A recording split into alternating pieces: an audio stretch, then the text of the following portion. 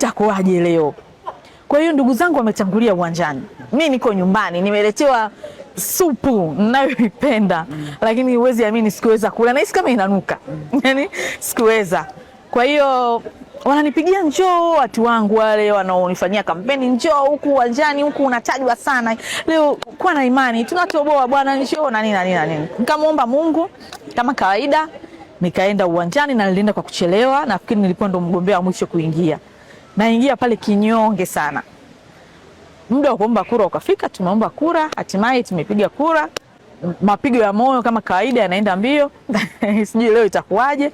Na kwa kweli nimegombea hizo mara mbili zote, sikuwahi kuwa na ile hofu ambayo siku ile nilikuwa nayo. Nadhani nilikuwa naona kama hii ndo kama karata yangu ya mwisho, labda siwezi kusema hivyo, lakini kama kwa sababu hata nilikuwa nawaambia familia yangu kwamba naenda kugombea na hii itakuwa mara yangu ya mwisho kugombea ubunge.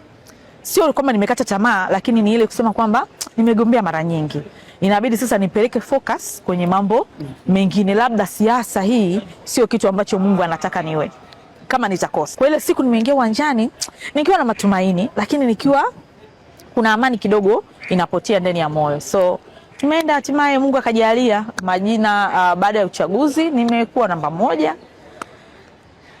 Kwa maana nimeshinda. Sasa tunasubiri sasa majina ndio yanaenda tena kamati kuu, afu yarudi, nini kitatokea? Ndio majina yanaanza kutajwa. Kama ndio tutusikilizie hapa hapa. Kwa hiyo tukakaa kwanza kusikiliza majina na nini na nini, mara Ngara Doto jina lipo. Tukashangilia, hatimaye ikafika zamu yangu, jina limetajwa. Tukashangilia, tukafurahi.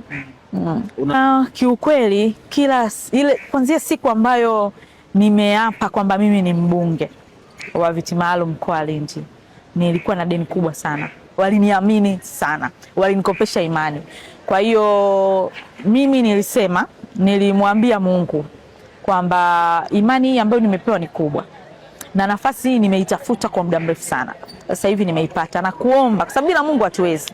Kwa hiyo nilipoapa tu nilienda kumwambia Mungu na kuomba, nimeapa leo. Naomba kwanza unipe nguvu ya kuweza kulipa deni la wale akina mama wanalonidai, kwa maana ya kuwawakilisha kama ambavyo niliwaomba na yale ambayo niliwaahidi.